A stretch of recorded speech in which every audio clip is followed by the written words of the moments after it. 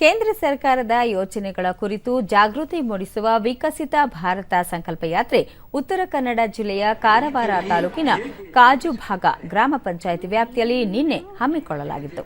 ವಿಧಾನ ಪರಿಷತ್ ಪ್ರತಿಪಕ್ಷದ ನಾಯಕ ಕೋಟಾ ಶ್ರೀನಿವಾಸ ಪೂಜಾರಿ ಕಾರ್ಯಕ್ರಮಕ್ಕೆ ಚಾಲನೆ ನೀಡಿದರು.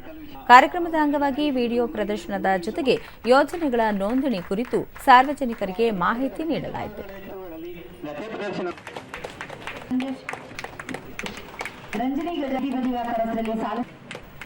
ಭಾರತವನ್ನು ಅಭಿವೃದ್ಧಿ ಹೊಂದಿದ ಮತ್ತು ಸ್ವಾವಲಂಬಿ ರಾಷ್ಟ್ರವನ್ನಾಗಿ ಒಟ್ಟಾರೆ ಮೂಲಭೂತ ಸೌಕರ್ಯ ದೂರದರ್ಶನದೊಂದಿಗೆ ಕೋಟಾ ಶ್ರೀನಿವಾಸ ಪೂಜಾರಿ ಕಳೆದ 9 ವರ್ಷಗಳಲ್ಲಿ ಪ್ರಧಾನಿ ನರೇಂದ್ರ ಮೋದಿ ಕೈಗೊಂಡ ಜನಪರ ಅಭಿವೃದ್ಧಿ ಯೋಜನೆಗಳನ್ನು ಮನೆ ಮನೆಗೆ ತಲುಪಿಸುವುದೇ ವಿಕಸಿತ ಭಾರತ ಸಂಕಲ್ಪ ಯಾತ್ರೆಯ ಮುಖ್ಯ ಉದ್ದೇಶವಾಗಿದೆ ಎಂದರು.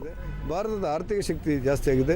ಇಡೀ ಜಗತ್ತು ಇವತ್ತು ಗೌರವಿಸುವಂಥ ಯಾವುದಾದ್ರೂ ಒಂದು ದೇಶ ಯಾವುದು ಕೇಳಿದರೆ ಅದು ಭಾರತ ಅನ್ನುವಂಥ ಮಟ್ಟಿಗೆ ಇವತ್ತು ಬದಲಾವಣೆಗಳಾಗ್ತಿರುವುದನ್ನು ನಾವು ಕಂಡಾಗ ವಿಕಸಿತ ಭಾರತ ಮೂಲಕ ಪ್ರತಿ ಕುಟುಂಬವೂ ಕೂಡ ಆರ್ಥಿಕವಾದಂಥ ಶಕ್ತಿ ಪಡೆಯುತ್ತೆ ಅನ್ನೋದು ಯೋಜನೆಗಳೆಲ್ಲವೂ ಕೂಡ ಸಾರಿ ಹೇಳ್ತಾ ಇದೆ. ನನಗನ್ಸುತ್ತೆ ಈ ಯಶಸ್ಸಿನ ಮೂಲಕ ಒಂದು ಸಮೃದ್ಧ ಭಾರತ ನಿರ್ಮಾಣ ಆಗ್ತದೆ. ಅದಕ್ಕೆ ನರೇಂದ್ರ ಮೋದಿ ಅವರು ಬುನಾದಿಯನ್ನು ಹಾಕಿದ್ದಾರೆ.